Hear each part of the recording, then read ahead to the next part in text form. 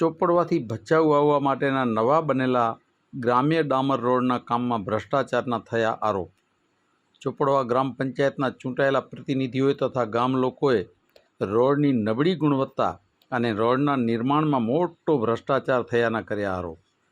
સરકાર આ રોડના કામમાં થયેલા ભ્રષ્ટાચારની તપાસ કરે એવી લોકોની રજૂઆત. રોડ સાઈડની બંને સાઈડની પટણી ભરી ન હોવાથી ઠેર ઠેર વરસાદમાં ડામર તૂટી પડ્યું. પુલિયા પાપડી પર તકલાદી અને નિયમ મુજબ ન હોવાની લોકોએ કરી ફરિયાદ. ચોપડવાથી 2.5 કિલોમીટર સુધી જ ડામર રોડ બન્યો અને ભચાઉ સુધી કેમ નથી બન્યો એ બાબતે કોન્ટ્રાક્ટર જવાબ આપે એવી ચોપડવા ગામ લોકોની રજૂઆત. જો ભ્રષ્ટાચાર થયો હોય તો કોન્ટ્રાક્ટરને સંપૂર્ણ બેન કરવામાં આવે એવી ગામ લોકોની રજૂઆત. મારું નામ બટુકસિંહ મનુભાઈ ઝાલા. જે ભચાઉથી ચોપડા રોડ 4 કિલોમીટર મંજૂર થયેલો છે, 2.25 કરોડ રૂપિયાની ગ્રાન્ટ, અને રોડમાં ભ્રષ્ટાચારને 2.5 કિલોમીટર કામ કરીને રોડ બંધ કરી નાખ્યો છે. પટડીમાં ક્યાંય ધૂળ નાખલ નથી. પુલિયા બધા એમને બેસી ગયા છે. તો જે કંઈ જવાબદાર અધિકારી હોય કે કોન્ટ્રાક્ટર હોય એની તપાસ થવી જોઈએ. અને કામ અધૂરું કેમ છોડી દીધું, અને જે કંઈ જે અધૂરું કામ મૂક્યું છે અને આના પૈસા કે બિલ બની ગયા છે કે નથી બની ગયા, અને બની ગયા તો કેવી રીતે બન્યા છે અધૂરું કામના બિલો.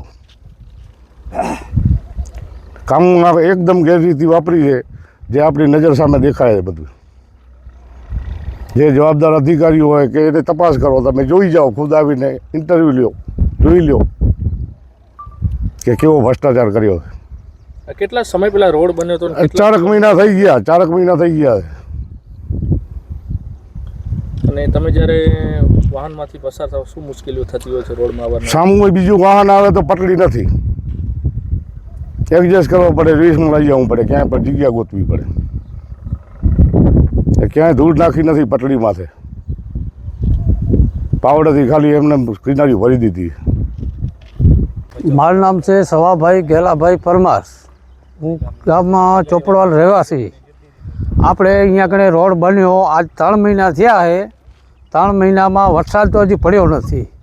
વરસાદ મોર ખાડા થઈ ગયા છે. પુલિયાનો કોઈ ઠેકાણો રહ્યો નથી. પુલિયામાં સાઈટું ક્યાંય ભરાણી નથી ક્યાંય પટડી ભરાણી. કાયદેસર જે 1 મીટરની આવે છે પટડી, ક્યાંય ફેરો એક નાખ્યો નથી. અહીંથી પસાર થાવ શું સમસ્યા બીજી આવી રહી છે?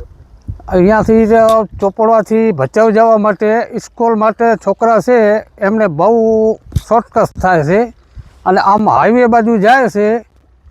હાઈવે બાજુથી એક્સિડન્ટ થવાની ભય રહેશે. અને હમણાં જ 10 દી મોર એક યુવાનને હમણાં જ છકડામાં એક્સિડન્ટ થયું હાઈવે બાજુ. એથી એના હિસાબે શું છે કે ત્યાં આગળ બીક લાગે છે. એટલે નાના છોકરા સ્કૂલ માટે શું છે ખાસા બરાબર છે આ રસ્તો. એમ નામ દેવજી રત્તા, બારવડિયા ગામ ચોપડવાનો રહેવાસી છું. અને આ રોડ બન્યો છે તો આ રોડમાં ક્યાંય પણ હરખી પટડીઓ ભરાણીઓ નથી. અને આ રોડ અમારો પાણી પીતી વસ્તીનો છે ગામનો. તો આની અવરહવર અમે એક વચ્ચે કે રાડું કરીએ કે આ રોડ થાય તો સારું, થાય તો સારું. થયોય ખરો, પણ હજી ભચાઉ પોગ્યો નથી. તો ભલાઈ કરી અને ભચાઉ પોગે એવા કોઈ બી અધિકારી આના જે સંભાળતા હોય, સંચાલન કરતા હોય, એ ભલાઈ કરીને આ રસ્તો અમને કરી દે એટલી મહેરબાની કરી છે અમે. વિનોદ ગોવિંદભાઈ પટેલ, ગામ ભચાઉ. આ રસ્તો જે બન્યો છે ત્યારથી અમે અવારનવાર અહીંયાને ચેતવતા રહ્યા છીએ કે આ કામ અધૂરું છે, આ કામ જરા બરાબર નથી થયું, પણ દાદ દેતા નથી. અને આ ચોપડવા ભચાઉ રોડ પાસ થયેલો છે તો અધવચ્ચે જ મૂકી દીધો છે, તો એ પૂરો કરવા મહેરબાની. અને આ જે પુલિયા બનાવ્યા છે, પુલિયાની બાજુમાં બી અહીંયા કને મોટા ધોવાઈ ગયો છે. અત્યારથી જ મોટા ખાડા થઈ ગયા છે. જે છોકરાઓ મોટરસાઇકલથી કે આવતા જતા હોય એને પડવાની એની બીક રહે છે.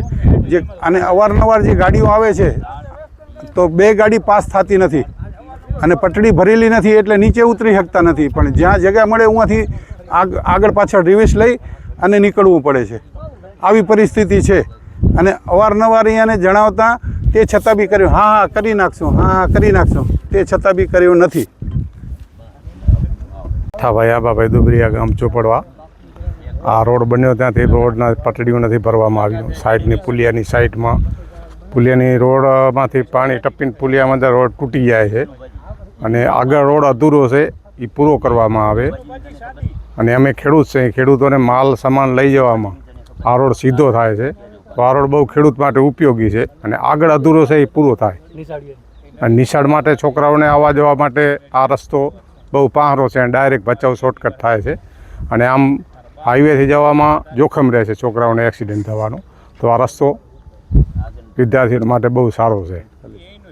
નંબર 4 ચોપડવા ગ્રામ પંચાયતમાં હું ચૂંટાયેલો છું અને અનેક વખત અમે રજૂઆત કરી. માલતીબેન કને 5 વખત રજૂઆત કરીને રોડ પાસ કરાવીને છેલ્લો રોડ અટકી ગયો. તે કોઈ પૂછા જ નથી કરતું. અમે રજૂઆત કરીને થાક્યા કે ભાઈ થઈ જશે, મહિનામાં થઈ જશે, પણ કોઈ પૂછા કરતું નથી. અને ગાબડા પડી ગયા છે, સાઈટો આખી ગાબડા, બરાબર છે. તો રોડનું કામ સારું થયું નથી. તો એની કાયદેસર કોઈ સારા અધિકારી આવી અને અમારો રોડ પૂરો કરો એ જરૂરી છે. 2,25,000 2 કરોડ ને 25 લાખ રૂપિયા મંજૂર થયા છે અને એ પૈસાનું શું થયું છે એની જવાબ માંગો.